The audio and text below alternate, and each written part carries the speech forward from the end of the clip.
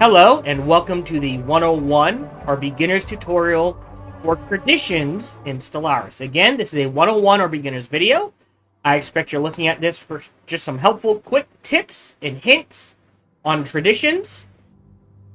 And if you want to do a deep dive, if I make one, a 202 video would be the place to go. I just want to point out real quick, tiny outliner. That's why this is so small. I'm going to point this out every video. Deal with it. I will have a link to this in the description. Get it, use it, it's great. Traditions are active. Unity, once you get enough, around 300. A little less, a little more, depending on various factors. You will unlock your first tradition. You will notice there are 7 slots. However, there are 11 traditions. What does this mean? It means in any given playthrough, you will only be able to select a few traditions. There are no take-see backsies. Once you select a tradition, that is it. That's the tree you're going down. What are traditions? Traditions are basically just, what does your empire focus on at being the best at? Are you the best at diplomacy? Are you the best at science? Are you the best at expanding? Are you the best at trade? Basic resources? Defense? Offense? Subterfuge? Authority. Adaptability would be, I guess, freedom. If this is authority, this would be freedom or going where you want. Or maybe this would be freedom. Harmony, I think, would be closer to freedom. Adaptability would just be settling, right? Making the most out of the planets you have, sort of thing, would be a good way to say it. Again, you only have a limited selection. The good thing is, Paradox is really good at balancing these. There are essentially no wrong choices. Some are just better in certain situations than others. Like, for instance, Discovery and Expansion are great early game. They're not bad late game, but they're really good early game, which is why I suggest you either go Discovery or Expansion first, and then the other one second, right? You can also do Mercantile early. You can do Prosperity early.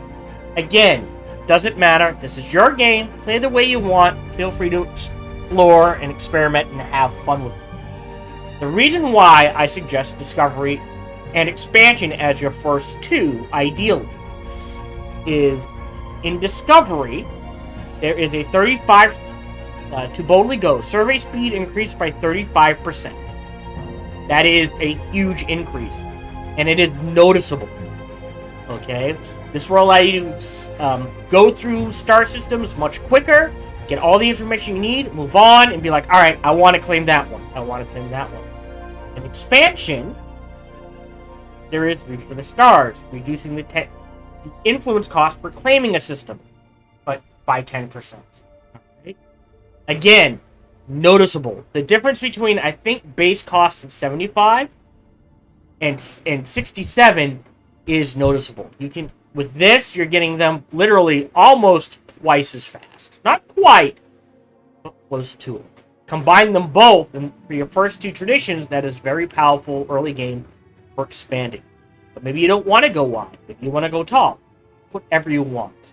Again, take your time, hover over what you're interested, read the tooltips. That's what they are there for.